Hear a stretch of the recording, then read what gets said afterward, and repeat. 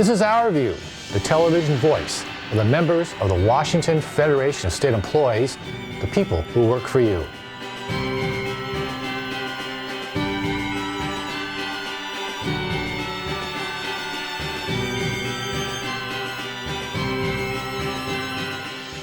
Western State Hospital, just south of Tacoma, is the most dangerous work site in Washington.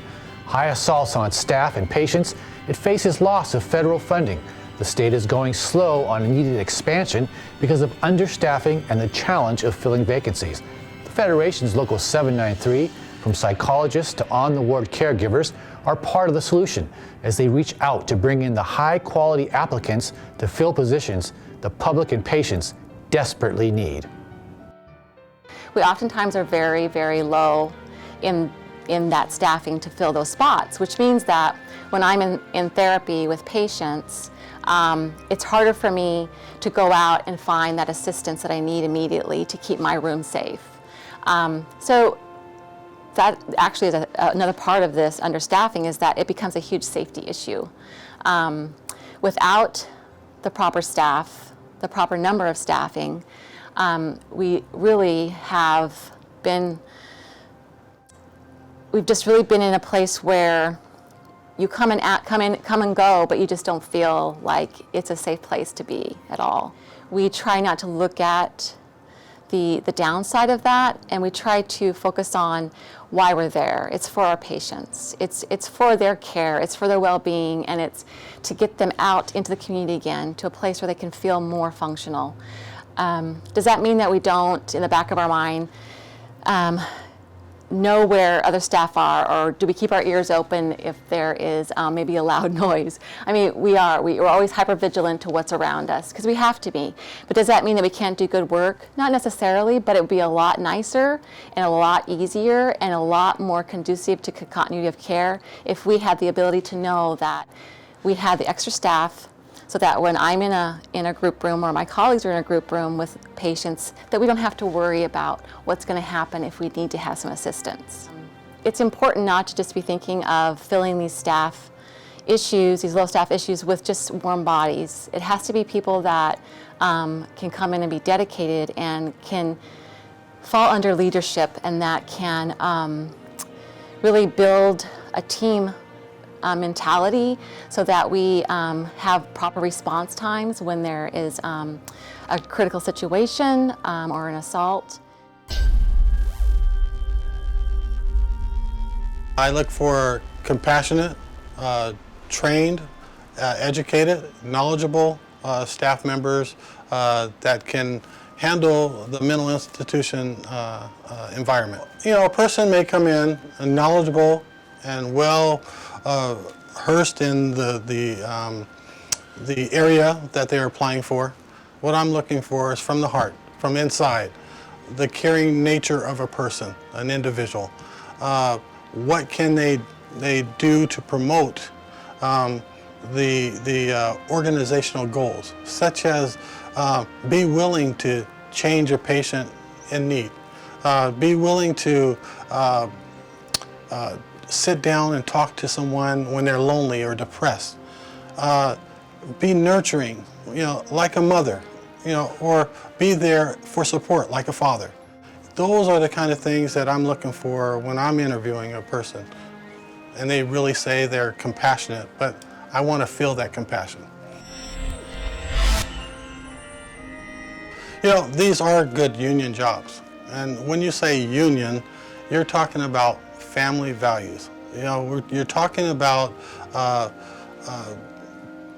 having the support from not only your job, but from the community as well. State union jobs. That says a lot in itself. You know, we can't do our job without the community. The community can't be safe and secure without us, our service. You know, when I talk about union jobs, I'm talking about the benefits of health care. I'm talking about dental. I'm talking about insurance. But besides all that, the real reward is actually helping someone get from point A to point B. The real reward is being able to put a smile on someone's face.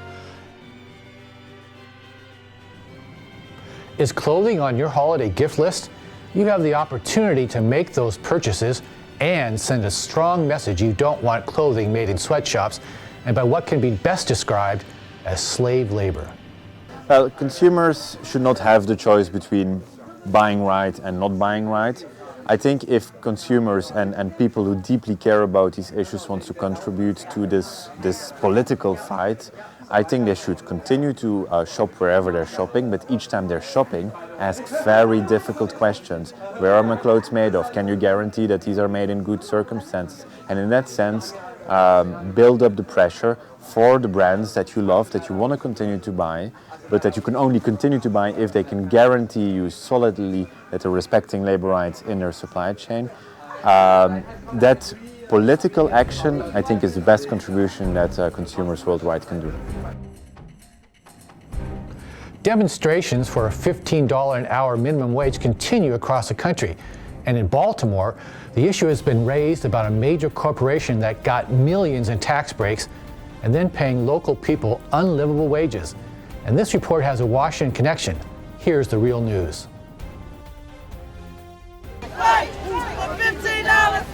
Here in Baltimore, protests have been focused on this new Amazon warehouse, opened earlier this year, that's got more than $40 million in tax breaks and pays its workers between $12.50 and $13 an hour for new employees.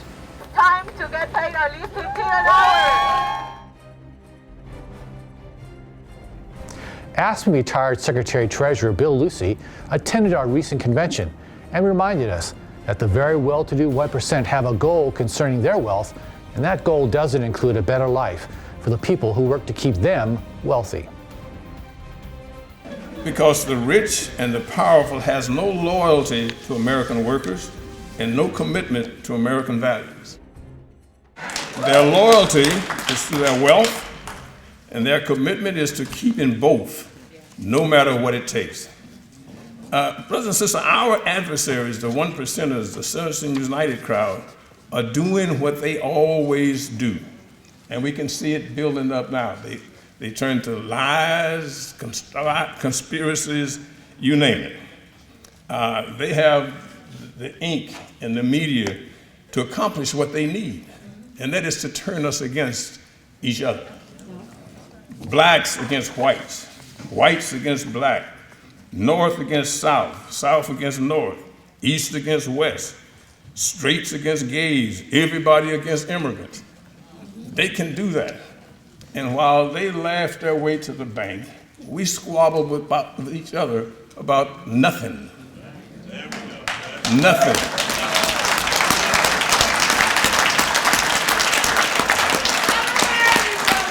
And we years ago, and we're going to stay at it hopefully, have decided that this union will stay focused on the issues that affect its members and the quality of life of those we serve. We will not get caught up in that foolishness about you got one green eye and one blue eye.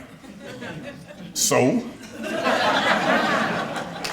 But with all of their deceit and all of their deception, they have once again taken over our nation, using our pent-up frustrations to help them do it. And let me just say this, and the rich and the wealthy have not given up on slavery. Let's be clear. They are in the process of redefining slavery.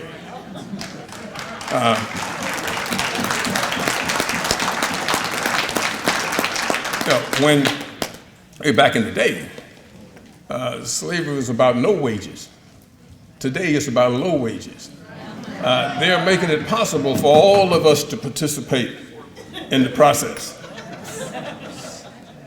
If you pay folks $7.25 an hour, that is slavery. That is slavery.